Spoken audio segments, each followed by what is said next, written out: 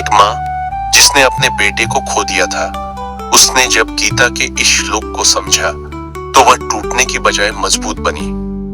उसने दूसरों की सेवा को अपना धर्म बना लिया, यह मानकर कि उसका पुत्र अब भी आत्मा के रूप में जीवित है। विचार दो, कर्म करो, फल की चिंता मत करो। हम हमेशा सोचते हैं अगर रिजल्ट नहीं मिला तो क्या फायदा, लेकिन गीता कहती है तुम्हारा अधिकार सिर्फ कर्म पर है, फल पर नहीं। यह विचार हमें हर काम को समर्पण के साथ करने की प्रेरणा देता है। जीवन में हर इंसान कुछ पाने की इच्छा से काम करता है, कुछ लोग पैसे के लिए, कुछ शोहरत के लिए और कुछ दूसरों से आगे निकलने के लिए। लेकिन जब मेहनत के बाद भी वैसा फल नहीं मिलता जैसा हमने चाहा था तो हम टूट जाते हैं। तब श्री कृष्ण अर्जुन से कहते हैं, हे अर्जुन, तुम्हारा अधिकार सिर्फ कर्म करने में है, फल पर नहीं। ये क्या मतलब हुआ? क्या हमें अपने लक्ष्य छोड़ देने चाहिए? नहीं, इसका अर्थ है कर्म पूरी निष्ठा और ईमानदारी से करो, लेकिन फल की चिंता छोड़ दो। सोचो, एक किसान की तरह वह बीज बोता है, मेहनत करता है, लेकिन बारिश, धूप और मौसम उसके हाथ में नहीं है। अगर वह सिर्फ फसल के डर से काम बंद कर दे तो कुछ भी नहीं होगा। उसे सिर्फ अपना कर्म करना है। एक छात्र जो पूरी लगन से पढ़ाई करता है, उसे रिजल्ट की चिंता करनी चाहिए या पढ़ाई में मन लगाना चाहिए? जब हम फल की चिंता करते हैं तो डर, लोभ और आ जाता है। लेकिन अगर तुम मन के गुलाम बन जाओ तो वही मन तुम्हारा सबसे बड़ा शत्रु बन जाता है। हमारा मन रोज हजारों विचार बनाता है, कभी डर, कभी गुस्सा, कभी ईर्ष्या तो कभी निराशा। लेकिन अगर हम अपने विचारों को देख पाए, उन्हें समझ पाए, तो वही मन हमें शांति, आत्मविश्वास और संतुलन दे सकता है। जैसे एक तलवार अगर काबू में हो तो रक्षक बनती है, लेकिन अगर नियंत्रण से बाहर हो जाए तो विनाश लाती है। वैसा ही है हमारा मन। अगर तुम अपने मन से कहो मैं असफल हूं तो वह तुम्हें गिरा देगा, लेकिन अगर कहो मैं फिर से कोशिश करूंगा तो वही मन तुम्हें खड़ा कर देगा। कृष्ण यही समझा रहे हैं, मन को साधना ही असली योग है। मन पर नियंत्रण ही रखो।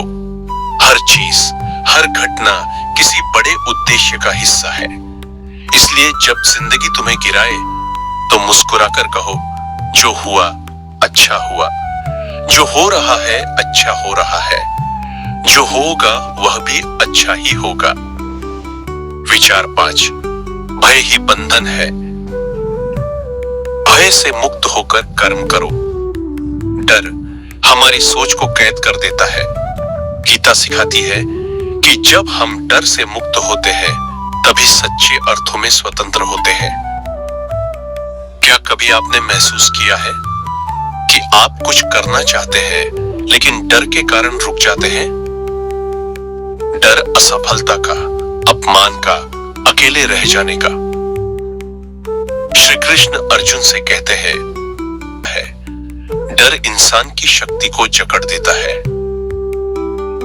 अर्जुन जो महान योद्धा था, जब अपनों को सामने खड़ा देखा तो भय ने उसे जकड़ लिया। वह कर्म भूल गया। धर्म कृष्ण हमें यही सिखाते हैं, तुम अमर हो। तुम्हारा सच्चा स्वरूप शरीर नहीं, आत्मा है। आत्मा न पैदा होती है न मरती है। वह सनातन है, शाश्वत है और वह तुम हो। विचार 7, मोह सभी दुखों का कारण है। हम क्यों दुखी होते हैं?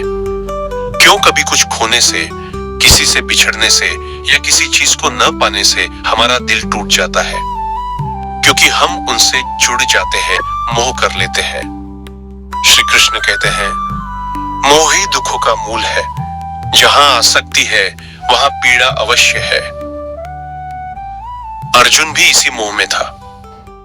वह अपने भाइयों, गुरुजनों और मित्र भ्रम से बुद्धि नष्ट होती है।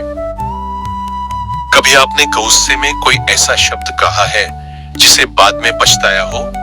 या कोई ऐसा फैसला लिया हो जो बाद में गलत साबित हुआ, तब समझिए आप उसी मार्ग पर थे जिसे श्री कृष्ण ने बताया है। क्रोध से होता है भ्रम, भ्रम से स्मृति विवेक नष्ट होती है, स्मृति के बिना बुद्धि जाती है, और बुद्धि नष्ट हो जाए तो मनुष्य पतन को प्राप्त होता है। गुस्सा हमें अंधा कर देता है। हम उस क्षण केवल बदला, तुष्टि या चोट का जवाब चाहते हैं, लेकिन उस वक्त हमारा विवेक, हमारा धर्म हमसे छिन जाता है। कृष्ण कहते हैं, जो व्यक्ति गुस्से को जीत लेता है वही सच्चा योद्धा है। क्रोध हमें जलाता है, लेकिन रुकिए, सोचिए और खुद से पूछिए, क्या मैं अपने विवेक से बोल रहा हूं या अपने क्रोध से? क्रोध से आत्मा जलती है और क्षमा से आत्मा खिलती है। विचार 9, ज्ञानी व्यक्ति न सुख में उछलता है न दुख में टूटता है। कभी खुशी मिली और हम उछल पड़े, कभी दुख आया और हम टूट गए। क्या यही जीवन है? श्री कृष्ण कहते हैं, नहीं। जीवन का अर्थ है स्थिरता, धैर्य। सच है, वो भी अच्छा हो रहा है जब जीवन में कोई चीज छिन जाती है, जब कोई अपना छोड़ जाता है, जब सपने टूट जाते हैं। हम कहते हैं, क्यों हुआ ये सब, मेरे साथ ही क्यों? लेकिन श्री कृष्ण सिखाते हैं, जो हुआ मन का जीतना आत्मा की विजय है, और यही सच्ची मुक्ति का पहला कदम है। विचार 13, जो कर्म बिना अपेक्षा के किए जाते हैं वही सच्चे कर्म है। हम अक्सर अपने कर्मों का फल चाहते हैं। मैं ये कर रहा हूं तो मुझे यह फल चाहिए, मैं यह मेहनत कर रहा हूं तो मुझे यह परिणाम चाहिए। लेकिन श्री कृष्ण कहते हैं, जो कर्म यज्ञ के लिए किए जाते हैं वह असली कर्म होते हैं। जो बिना किसी अपेक्षा के किए जाते हैं वही शुद्ध होते हैं। कृष्ण का मतलब है, कर्म हमेशा आत्मसेवा या किसी उद्देश्य के लिए किए जाए, न कि केवल व्यक्तिगत लाभ के लिए। जो कर्म बिना किसी इच्छा शक्ति, लाभ की भावना और स्वार्थ के किए जाते हैं वही असली कर्म होते हैं।